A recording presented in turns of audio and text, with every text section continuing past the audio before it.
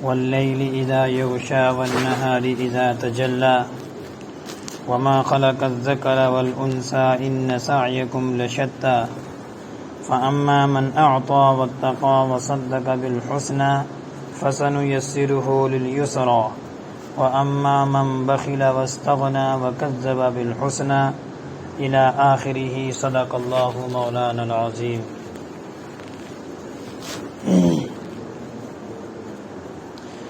باری تعالیٰ کا احسان عظیم ہے کہ رب ذوالجلال نے ہم سب کو ایمان دیا ہے،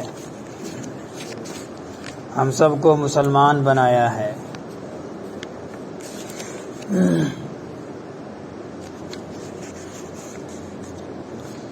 اللہ تعالیٰ نے ایمان دیا، ایمان کے ساتھ ساتھ سلیقہ اور شعور بھی دیا۔ سلیقہ اور شعور کے لیے ہمیں کتاب کلام اللہ دی۔ کلام اللہ کو پڑھ کر، اس کو سمجھ کر اپنی زندگی کو اس کے مطابق ڈھالنا اور چلانا ہے۔ ہم اس بات کو بولتے تو ہیں اور سنتے بھی ہیں کہ کلام اللہ کے مطابق زندگی گزارنی ہے، سنت رسول اللہ کے مطابق زندگی گزارنی ہے، لیکن معاشرے کے اندر بہت ساری برائیاں، بہت سارے کام ایسے ہیں جو شریعت مطہرہ کے خلاف ہوتے ہیں، اور بعض لوگ تو وہ ہوتے ہیں جن کو اس کا علم نہیں ہوتا، بعض لوگ وہ ہوتے ہیں کہ جن کو علم ہونے کے باوجود بھی اس میں شریک ہوتے ہیں۔ تو بہرحال یہ دو قسمیں ہیں، ان دونوں قسموں کو باری تعالیٰ نے اس صورت کے اندر جو ہے نظر کشی کی ہے۔ اور تیسرا مرحلہ زندگی کا یہ ہے کہ انسان اپنی سمجھ کے جب دہلیز پر قدم رکھتا ہے، سمجھدار ہوتا ہے، وہاں سے لے کر قبر کی منزل تک، یعنی قبر تک پہنچنے تک جو وہ کماتا ہے، جس چیز میں وہ لگا رہتا ہے، اس کا بھی معیار بتلایا ہے۔ بہرکیف سورۃ اللیل کے اندر جو ہے یہ اللہ تعالیٰ نے ہمیں اشارہ کیا ہے اور بتلایا ہے کہ کون لوگ کامیاب ہیں، کن لوگوں کے لیے کامیابی ہے اور کن لوگوں کے لیے ناکامیابی ہے۔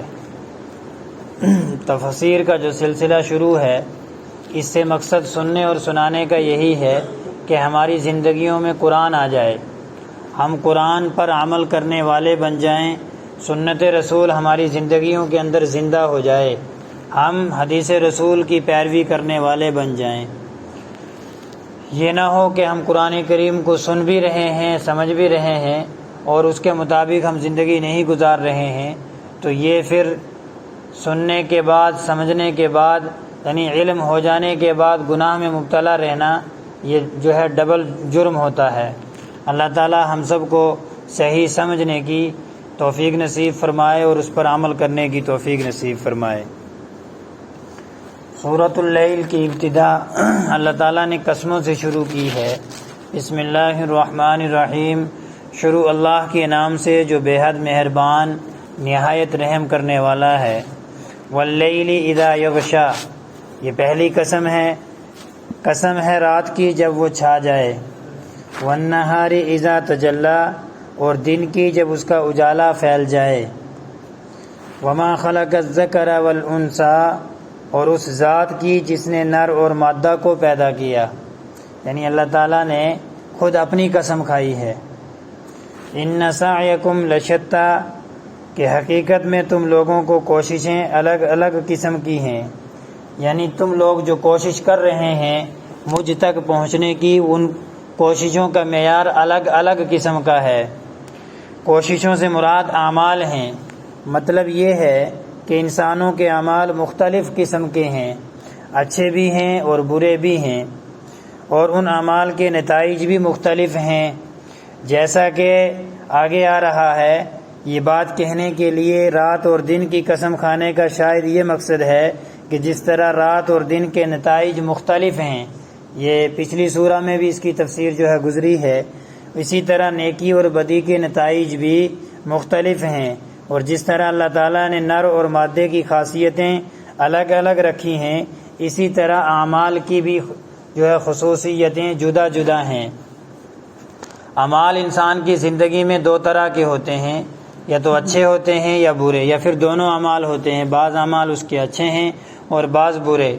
اب ان کے اندر جو ہے کمی زیادتی ہوتی رہتی ہے، بعض دفعہ برے اعمال بڑھ جاتے ہیں، بعض دفعہ اچھے اعمال بڑھ جاتے ہیں، اسی کے بارے میں بتلایا گیا۔ آگے فرمایا فَأَمَّا مَنْ أَعْطَى وَاتَّقَى، اب جس کسی نے اللہ کے راستے میں مال دیا اور تقوی اختیار کیا، وَصَدَّقَ بِالْحُسْنَى، اور سب سے اچھی بات کو دل سے مانا، اور سب سے اچھی بات کو دل سے مانا۔ سب سے اچھی بات ہمارے لیے کلام اللہ ہے، قرآن کریم کی بات ہے، اور حدیث رسول صلی اللہ علیہ وسلم۔ حدیث سے مقدم قرآن ہے، سب سے پہلے ہمیں قرآن کو ماننا ہے، اس کے بعد حدیث کا درجہ ہے۔ بعض دفعہ بہت ساری چیزیں ایسی ہیں، بہت سارے مسائل میں قرآن اور حدیث کا ٹکراؤ ہوتا ہے، تو ہمیں حدیث کو چھوڑ دینا چاہیے اور قرآن کی پیروی کرنی چاہیے، قرآن کو ماننا چاہیے۔ تو یہی بات ہے کہ سب سے اچھی بات کو ماننے کا مطلب قرآن کریم کی پیروی کرنی ہے، جو جس کلام اللہ کو اللہ تعالیٰ نے ہمارے لیے راہ ہدایت یعنی ہدایت کا ذریعہ بنایا ہے، اس کی پیروی کرنی ہے۔ فَسَنُيَسِّرُهُ لِلْيُسْرَى، تو ہم اس کو آرام کی منزل تک پہنچنے کی تیاری کرا دیں گے۔ آرام کی منزل سے مراد جنت ہے، کیونکہ وہ حقیقی آرام کی جگہ وہی ہی ہے۔ دنیا میں تو ہر آرام کے ساتھ کوئی نہ کوئی تکلیف لگی رہتی ہے، اور تیار کرانے سے مراد یہ ہے کہ ان اعمال کی توفیق دیں گے جو جنت پہنچانے والے ہوں۔ واضح رہے کہ قرآن کریم میں جو لفظ نُيَسِّرُهُ آیا ہے، اس کا ترجمہ جو تیاری کرا دینے سے کیا گیا ہے، وہ اس لفظ کی تشریح میں علامہ آلوسی رحمۃ اللہ علیہ کی پیروی میں کیا گیا۔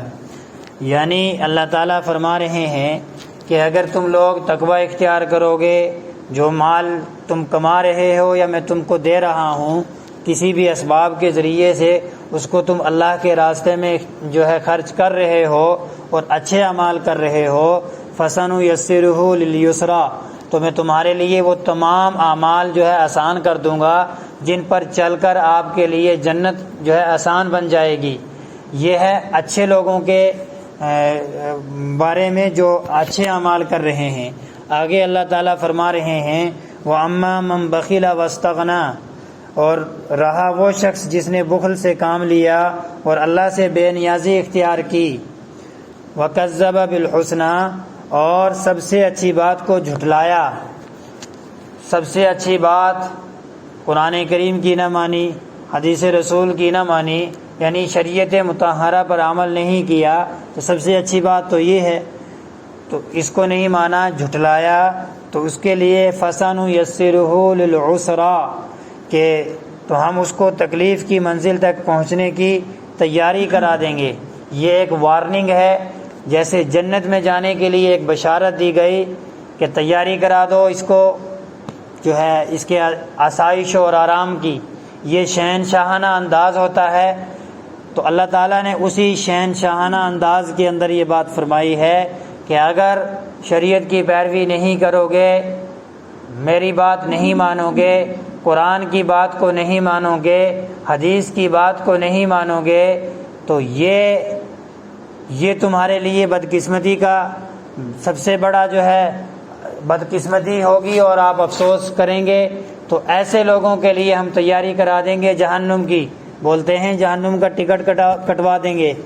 فرمایا تکلیف کی منزل سے مراد دوزخ ہے، کیونکہ حقیقی تکلیف وہیں کی ہے، اور تیاری کرانے سے مراد یہ ہے کہ وہ جس گناہ میں مبتلا ہونا چاہے گا اسے مبتلا ہونے دیا جائے گا۔ اللہ تعالیٰ کی طرف سے اسے نیکی کی توفیق نہیں ہوگی۔ اللہ تعالیٰ ہم سب کو اس ہولناک وعید سے محفوظ رکھے۔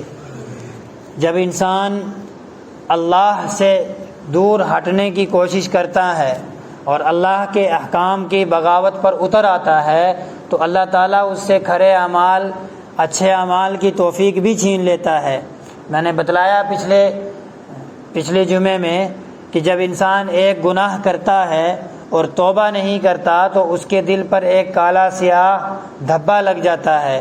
اسی طریقے سے اگر وہ توبہ نہیں کرتا ہے تو دوسرا گناہ اس سے سرزد ہوتا ہے تو دوسرا دھبا لگ جاتا ہے، توبہ کرنے کے بعد وہ دھبا دھل جاتا ہے۔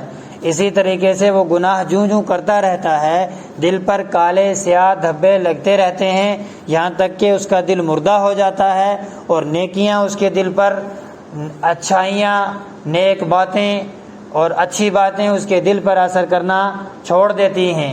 جب نیک باتیں اور اچھی باتیں اس کے دل پر اثر کرنا چھوڑ دیں گی، اب وہ نیک اعمال اور اچھے اعمال سے کوسوں دور چلا جائے گا۔ جب وہ اعمال سے کوسوں دور چلا جائے گا تو وہ اب اپنی زندگی کے اس گندے دلدل میں پھنس کر اپنی زندگی کو تباہ و برباد کرے گا، یہاں تک کہ وہ کبائر گناہ کرنے لگ جائے گا۔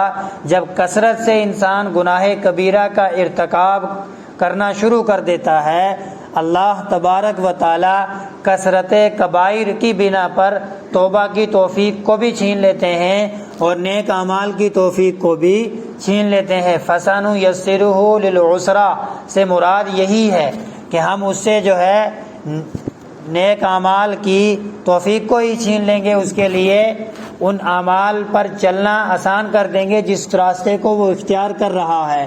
اگر یہی مطلب فَسَنُيَسِّرُهُ لِلْيُسْرَىٰ کا ہے، اگر انسان فرض ادا کرے گا اللہ اس کو سنتوں کی توفیق دے گا، سنت ادا کرے گا اللہ تعالیٰ اس کو نوافل کی توفیق دے گا، اور اسی طریقے سے اگر انسان جان بوجھ کر نفل چھوڑنا شروع کرے گا تو آہستہ آہستہ وہ جو ہے سنت کو چھوڑنا پہ مجبور ہو جائے گا۔ جب وہ سنتیں چھوڑنے لگ جائے گا، سنتوں کی اہمیت اس کے دل سے نکل جائے گی، اب وہ فرضوں پر جو ہے چھوڑنے پر مجبور ہوگا۔ جب فرض چھوڑنے پر مجبور ہوگا، نماز سے دوری ہوئی تو گویا کہ اس نے جو ہے بہت سارے اعمال کو اپنے اندر سے ختم کر دیا۔ اسی وجہ سے دوسرے طرز عمل سے دیکھیں کہ ان الصلاۃ تنہی عن الفحشاء والمنکر کہ نماز تمام بے حیائی اور برے کاموں سے روک دیتی ہے۔ فَسَنُيَسِّرُهُ لِلْيُسْرَىٰ اس آیت کریمہ کے مطلب سے پتہ چلتا ہے کہ جب انسان نمازی بنتا ہے، جب انسان مکمل نمازی بنتا ہے تو نمازی بننے والا انسان بہت سارے گناہوں کو چھوڑنے پر مجبور ہو جاتا ہے، یعنی اللہ تعالیٰ اس کو توفیق دیتا ہے کہ وہ نیک اعمال کرے اور برے کاموں کو چھوڑے۔ تو فَسَنُيَسِّرُهُ لِلْعُسْرَىٰ کا مطلب یہ ہے کہ جب ہم نے نماز چھوڑی، نماز چھوڑنے کے بعد ہم دیگر گناہوں کے اندر ملوث ہونے شروع ہو گئے، اللہ نے توفیق چھین لی۔ تو ان آیت کریمہ کو خوب اچھی طریقے سے سمجھیں کہ اللہ تعالیٰ ہمیں دونوں طرف سے سمجھا رہے ہیں۔ اگر نیک اعمال پر اترو گے تو اللہ مزید کرنے کی توفیق دے گا، اور برے اعمال پر اترو گے تو اللہ نیک اعمال کی توفیق چھین لے گا۔ آیت کریمہ کا مطلب یہی ہے۔ وَمَا يُغْنِي عَنْهُ مَالُهُ إِذَا تَرَدَّىٰ اور جب ایسا شخص تباہی کے گڑھے میں گرے گا تو اس کا مال اس کے کچھ کام نہیں آئے گا۔ إِنَّ عَلَيْنَا لَلْهُدَىٰ یہ سچ ہے کہ راستہ بتلا دینا ہمارے ذمے ہے۔ اللہ تعالیٰ نے کیا نہیں بتلایا ہمیں، شروع بچپن سے لے کر موت تک کی زندگی ہمیں بتلائی، موت سے لے کر قبر تک کی زندگی کے بارے میں ہمیں بتلایا، قبر سے لے کر حشر تک کی زندگی کے بارے میں اللہ نے ہمیں بتلایا، حشر سے لے کر اعمال کے حساب و کتاب کے نتائج تک کے زندگی کو ہم کو بتایا، پھر آگے جنت جہنم کی زندگی کو بھی بتلا دیا۔ ایسا نہیں ہے کہ کوئی چیز ڈھکی چھپی ہو، اسلام کے اندر کوئی ایسی چیز ہے ہی نہیں کہ جس کو چھپایا جا سکے یا جس کو عوام الناس کو بتلانے سے گریز کیا جا سکے۔ جو ہے یا تو خود اتنا علم دین حاصل کرو کہ جس سے آپ کے اندر تحقیق کا مادہ پیدا ہو جائے اور آپ قرآن کریم کو سمجھ کر، حدیث رسول کو سمجھ کر صحیح تحقیق اور صحیح مطلب اور معنی سمجھ سکیں۔ اگر اتنا علم آپ کے پاس موجود نہیں ہے تو پھر بھی قرآن کریم یہی کہہ رہا ہے فَاسْأَلُوا أَهْلَ الذِّكْرِ إِن كُنتُمْ لَا تَعْلَمُونَ اگر تمہارے پاس علم نہیں ہے، جانکاری نہیں ہے تو تم اہل علم سے پوچھو اور پوچھ کر اس کو سیکھو اور اس پر عمل کرو۔ یہ قرآن کریم کا پیغام ہے۔ اور دوسری طرف اللہ تعالیٰ نبی کریم صلی اللہ علیہ وسلم کا ارشاد ہے العلماء ورثۃ الانبیاء کہ علماء انبیاء کے وارث ہیں۔ وارث جائیداد اور جاگیر اور زمین کے نہیں بلکہ علم کے وارث علماء ہیں۔ اگر کسی چیز پر کوئی اعتراض، کوئی سمجھ میں نہیں آ رہا ہے تو علماء سے اس چیز کو سیکھیں اور سیکھ کر اس پر عمل کریں۔ بہرحال آگے آیت کریمہ میں اللہ تعالیٰ نے فرمایا ان علینا للہدی، اور یہ بھی سچ ہے کہ آخرت اور دنیا دونوں ہمارے قبضے میں ہیں۔ دنیا، لہٰذا یہ حق ہم ہی کو حاصل ہے کہ دنیا میں رہنے کے لیے انسان کو احکام اور ہدایت عطا فرمائیں، اور آخرت میں ان احکام و ہدایت کی تعمیل یا خلاف ورزی پر ثواب یا عذاب کا فیصلہ کریں۔ سزا اور جزا کا فیصلہ اللہ کے پاس ہے، اور جیسے گزشتہ آیت میں بتلایا اللہ تعالیٰ نے کہ جو اعمال کرے گا، نیک اعمال پہ اترے گا، فَسَنُيَسِّرُهُ لِلْيُسْرَىٰ، تو ہم اس کے لیے نیک اعمال پر چلنا آسان کر دیں گے۔ اسی طریقے سے یہ اللہ کے اختیار میں ہے، جس کو اللہ قبول کرتا ہے اسی کو نیک اعمال کی توفیق دیتا ہے۔ یعنی اللہ نے ہمیں مسلمان بنایا، یہ اللہ نے ہمیں قبول کیا ہے، یہ اللہ نے ہمیں چن کر مسلمان بنایا ہے۔ اب نیک اعمال کی توفیق کا مل جانا یہ ہمارا راستہ ہے۔ اگر ہم اس راستے کو اختیار کریں گے تو اللہ مزید توفیق دیں گے، اور اگر اس راستے کے اندر غفلت میں پڑیں گے، راستے کو اختیار نہیں کریں گے تو اللہ اس توفیق کو چھین لیں گے، اور جو منمانی زندگی ہم گزارنا چاہتے ہیں اسی دلدل کے اندر دھکیل دیں گے، اور ہم اپنی زندگی کو تباہ و برباد کر دیں گے۔ تو اس لیے انسان کو کوشش کرنی چاہیے کہ اپنے رب کو نہ بھولے، اپنے آپ کو نہ بھولے، اپنے ایمان کے معیار کو نہ بھولے، اپنے ایمانی حرکات و سکنات کو نہ بھولے۔ یہ نہ بھولے کہ ہم شہنشاہ کونین صلی اللہ علیہ وسلم کے امتی ہیں، یہ نہ بھولیں کہ ہمیں مرنا ہے، یہ نہ بھولیں کہ جنت ہے جہنم ہے، اور یہ بھی نہ بھولیں کہ ہمیں قبر کے اندر جانا ہے۔ اگر یہ چیزیں ہمارے اندر یقینی طور پر اثر نہیں کر رہی ہیں تو سمجھو کہ ہم کھلی گمراہی اور غفلت کے اندر سرشار ہیں، اور اگر یہ چیزیں ہمارے اندر خوف پیدا کر رہی ہیں، جب انسان کے اندر ان چیزوں کا خوف ہوگا، موت کا خوف، عذاب قبر کا خوف، میدان محشر کا خوف، جہنم کا خوف، تو یقیناً وہ نیک اعمال کرے گا، وہ یقیناً نیک اعمال کرے گا، اور نیک اعمال کرنے کے بعد اس کو تمنا اللہ کی رضا کی ہوگی۔ اللہ کی رضا سے مقصود جنت ہے، ہمیں جنت مل جائے، اللہ کی رضا مل جائے، کام بن جائے گا۔ اس زندگی کے لیے کمانا ہے جہاں موت نہیں ہے، جہاں لامحدود زندگی ہے، اس زندگی کے لیے ہمیں کمانا ہے، اس زندگی کی ہمیں تیاری کرنی ہے۔ اگر یہ یقین ہمارے دلوں کے اندر ہے تو ہم تیاری میں لگ جائیں، اور اگر یہ یقین بسا پڑا ہے کہ ہمیں ابھی جو ہے بہت کمانا ہے، مالدار بننا ہے، گاڑیاں خریدنی ہیں، محل بنانے ہیں، بنگلے بنانے ہیں، ہمیں جو ہے دنیا کے اوپر اپنا راج جمانا ہے، اور اسی سواد کے اندر اور اسی غفلت کے اندر اگر اپنی عاقبت کو خراب کر رہے ہیں تو یہ کھلی گمراہی اور غفلت ہے۔ اس سے باز آئیں، اپنی آخرت کو برباد نہ کریں۔ یہ چند روزہ زندگی ہے، یہ چند روزہ زندگی ہے، ایک وقت آئے گا کہ معاملہ ختم، یہ ہمارے سارے کاروبار یہیں رہ جائیں گے، وارثین کھڑے ہو جائیں گے، اس کا مالک میں ہوں، اس کا مالک میں ہوں، اس کا مالک میں ہوں، لو جی نام کرواؤ، دوسرے مالک کھڑے ہو جائیں گے۔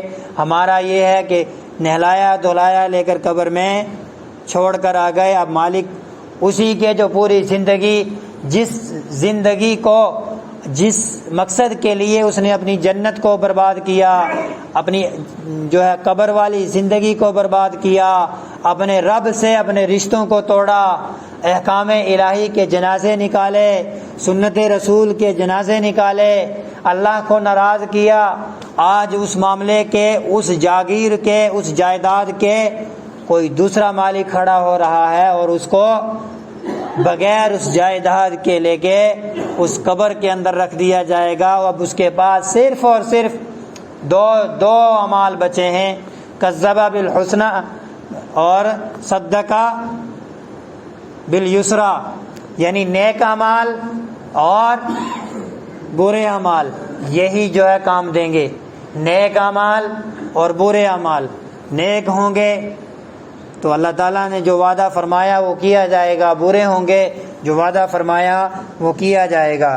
آگے فرما رہے ہیں فَأَنذَرْتُكُمْ نَارًا تَلَظَّىٰ، لہذا میں نے تمہیں ایک بھڑکتی ہوئی آگ سے خبردار کر دیا ہے۔ اللہ تعالیٰ نے، ایسا نہیں ہے کہ قرآن کریم میں ہمیں کچھ بتلانے سے رہ گیا ہے، ایسا نہیں ہے۔ جہاں اللہ تعالیٰ نے جنت کا تذکرہ کیا ہے تو وہاں ہمیں جہنم سے بھی ڈرایا ہے۔ جہاں اللہ تعالیٰ نے نیک اعمال پر جزا کا وعدہ فرمایا ہے، وہیں برے اعمال پر سزا بھی ہمیں بتلائی ہے۔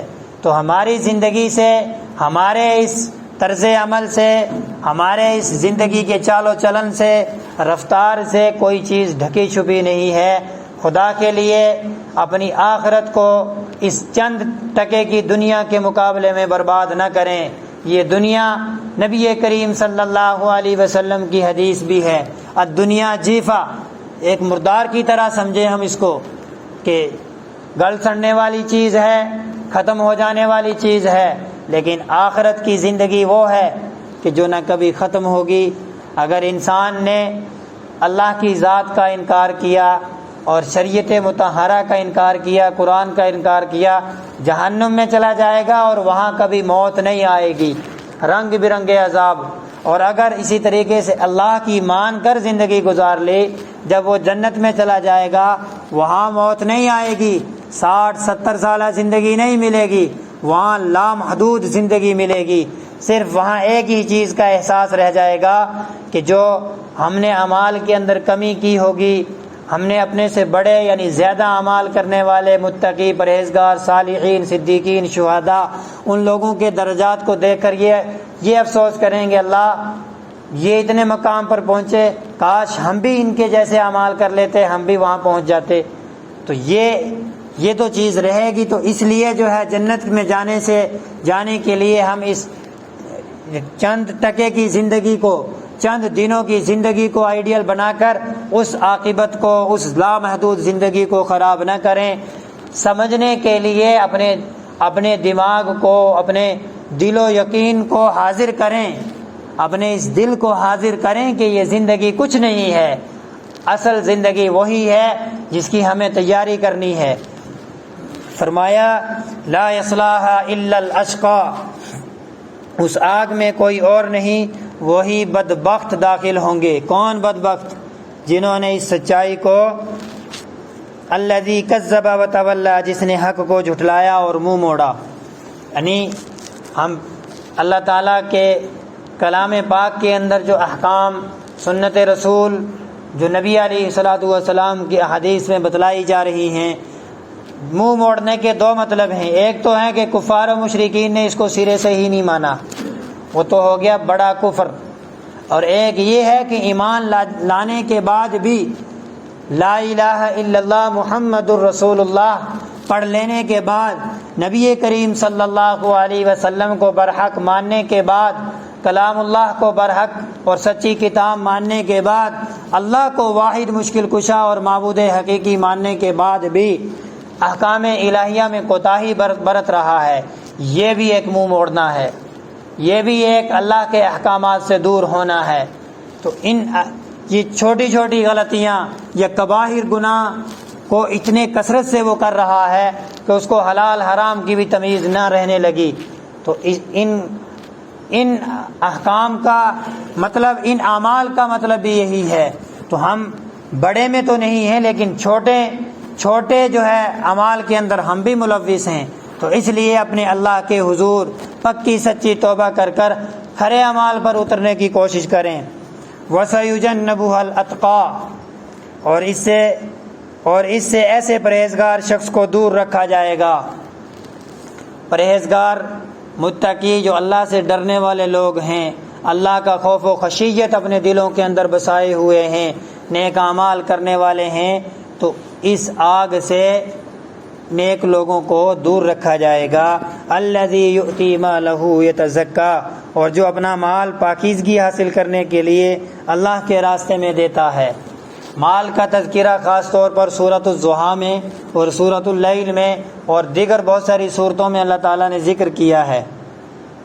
آج کے اس دور کے اندر، اس ترقی کے دور کے اندر بھی اگر ہم محاسبہ کریں تو غریب طبقہ سب سے زیادہ مسلمانوں کا نظر آ رہا ہے، جس کی وجہ یہ ہے کہ مسلمانوں نے زکوٰۃ کو دبا کر رکھ لیا ہے، زکوٰۃ صحیح ڈھنگ سے ادا نہیں کر رہے ہیں۔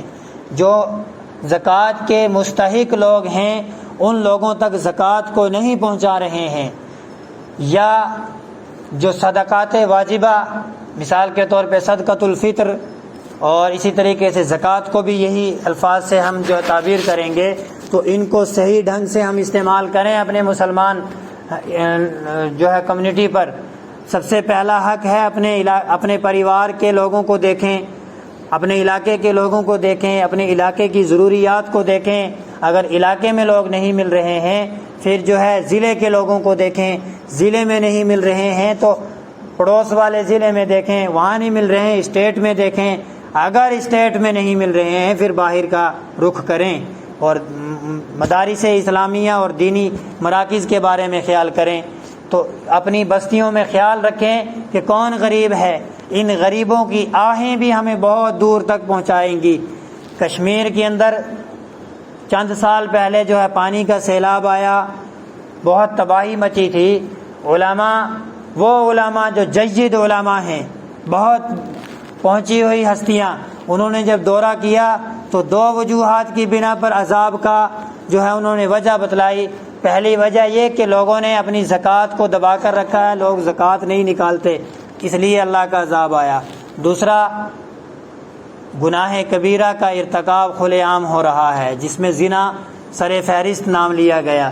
تو ہم اپنی بستیوں کو ان چیزوں سے پاک کریں کہ گناہ کبیرہ کے جو ارتکابات شرع عام کیے جا رہے ہیں، چاہے وہ نشہ ہیں، چاہے پھر وہ بے حیائی والے کام ہیں، بے پردگی والے کام ہیں، ان چیزوں کو روکنے پر پابندی لگائیں۔ گھر کے ذمہ دار اور ہمارے بستی کے بزرگ، ہمارے بستی کے جو ہے متحرک اور معتبر لوگ، دینی حلقوں سے جڑے ہوئے لوگ اس بے حیائی اور کبائر گناہ پر روک لگائیں اور اس نشے کی بڑھتی ہوا کو روکیں۔ ہمارا نوجوان طبقہ آئے دن نشے کے اندر ملوث ہو رہا ہے۔ کالجوں کی، اسکولوں کی کارگزاریاں بڑی بھیانک آ رہی ہیں۔ میں بارہا بار یہ بات کہہ رہا ہوں کہ ہمارے بچے، ہمارے ان علاقوں کے، ان بستیوں کے بچے بڑے بڑے نشوں کے اندر جو ہے ملوث ہو رہے ہیں اور وہ اپنی زندگی کو تباہ و برباد کر رہے ہیں۔ للہ اپنی نسلوں کو بچائیں، ان کو دین سکھائیں۔ جن بچوں کو دینداری کا پتہ ہوگا، اللہ کے خوف و خشیت کا پتہ ہوگا، وہ نشے کو ہاتھ نہیں لگائے گا۔ جس کو پتہ ہوگا دین رسول کا اور قرآن کریم کے احکامات کا، وہ نشے کو ہاتھ نہیں لگائے گا۔ جن کے ماں باپ متحرک اور ایکٹیو ہوں گے اور اپنے بچوں کی صحیح تربیت کر رہے ہوں گے، وہ اس غلط راستے کو نہیں اپنائے گا۔ اللہ کے لیے اپنے اولاد پر صحیح نظر رکھ کر، صحیح تربیت کر کر اس جو ہے بڑھتی ہوا کو روکیں، اور اس کبائر گناہ کو روکنے کے لیے ہم سب کو کوشاں اور جو ہے کوشش کرنی چاہیے۔ آگے فرمایا وَمَا لِأَحَدٍ عِندَهُ مِن نِعْمَةٍ تُجْزَى، حالانکہ اس پر کسی کا کوئی احسان نہیں تھا جس کا بدلہ دیا جاتا، إِلَّا ابْتِغَاءَ وَجْهِ رَبِّهِ الْأَعْلَى، البتہ وہ صرف اپنے اس پروردگار کی خوشنودی چاہتا ہے جس کی شان سب سے اونچی ہے۔ یہ کس کی صفت کی جا رہی ہے؟ متقی، پرہیزگار، اللہ سے ڈرنے والے، اللہ کے احکامات کو بجا لانے والے لوگوں کی صفت کو بیان کیا جا رہا ہے۔ وَلَسَوْفَ يَرْضَى، اور یقین رکھو ایسا شخص ان قریب خوش ہو جائے گا۔ خوش ہو جانے سے مراد اس مختصر سے جملے کے اندر بہت ساری نعمتیں پوشیدہ ہیں، یعنی بہت ساری نعمتوں کو اللہ تعالیٰ نے جو ہے بیان کیا ہے۔ خوش ہو جانے سے مراد یہ ہے کہ اس کو اس کے اعمال کا پورا بدلہ دے کر اس کو جنت میں پہنچایا جائے گا۔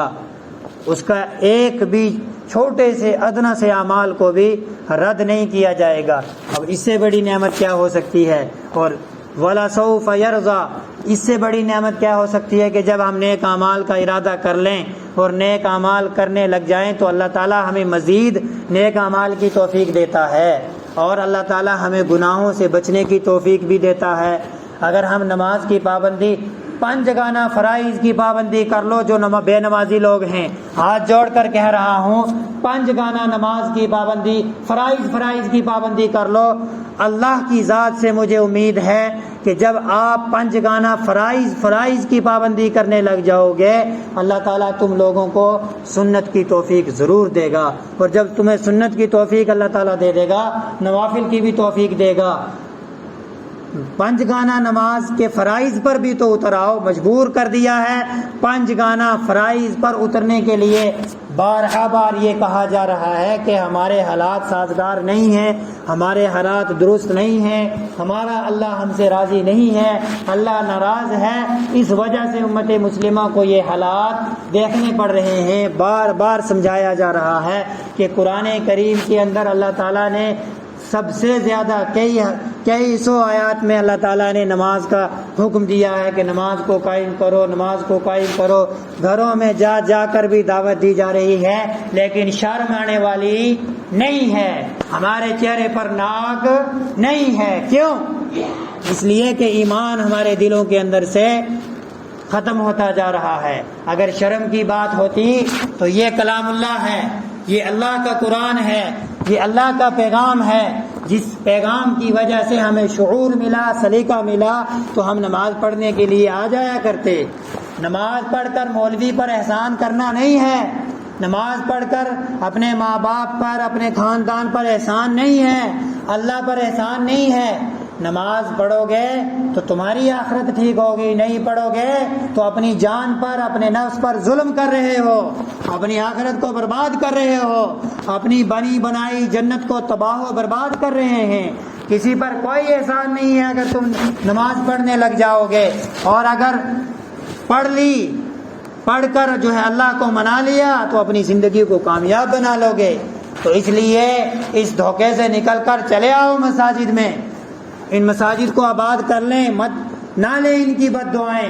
یہ مساجد کی بد دعائیں ہیں جو ہم تباہ و برباد ہو رہے ہیں، آئے دن ہم ذلیل و خوار ہو رہے ہیں، یہ ان مساجد کی بد دعائیں ہیں۔ اذان سن کر اذان کے جواب کا 2 مطلب ہیں، ایک واجب اور ایک مستحب۔ واجب مطلب یہ ہے کہ جب انسان کے کانوں میں اذان کی آواز پڑے تو اذان کی آواز سنتے ہی مسجد کی طرف چل پڑے۔